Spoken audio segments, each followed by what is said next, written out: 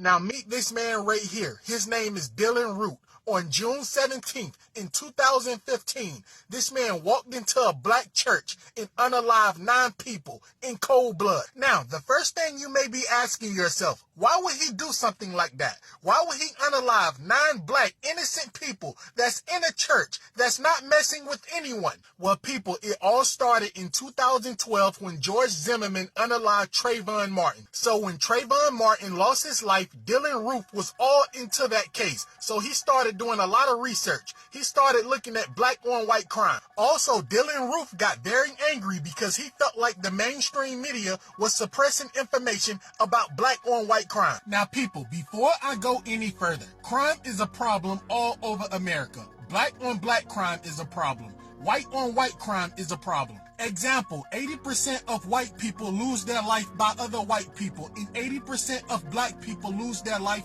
by other black people. But for some reason, Dylann Roof was only focused on black people. Now, having said that, Dylann Roof was 21 years of age in 2015 when he unalived 9 black people in a church. Now, when Dylann Roof was coming up, he had a rocky childhood. His parents was divorced, his father remarried, so he was raised by his stepmother and his biological mother. And at the time of the shooting, he was living with a friend. Now, what I'm about to tell you next is going to be hard to hear. On June 17th in 2015, Dylann Roof walked into a black church while they was having a routine Bible study. So Dylann Roof sat in the church with these people for roughly an hour until they got done with their Bible study. And when they closed their eyes and they started praying, that's when Dylann Roof unalived 9 people in the church. And people, he even unalived the pastor, and some of them people that he took their life, they were 70 and 80 years old. So a jury convicted this man of 33 charges, including hate charges.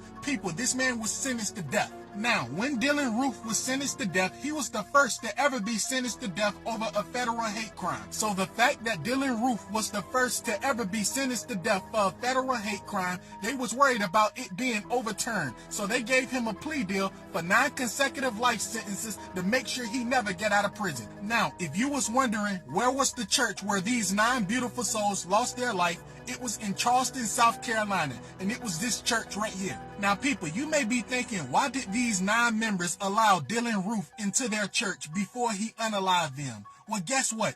They was very welcoming people. They was loving people. They would allow anyone into their Bible study. These people did not see skin color. They did not see evil. When Dylann Roof walked in, they just looked at him as God's child, and he was welcome. And this man turned around and unalived 9 beautiful people for no reason that welcomed him into their Bible study.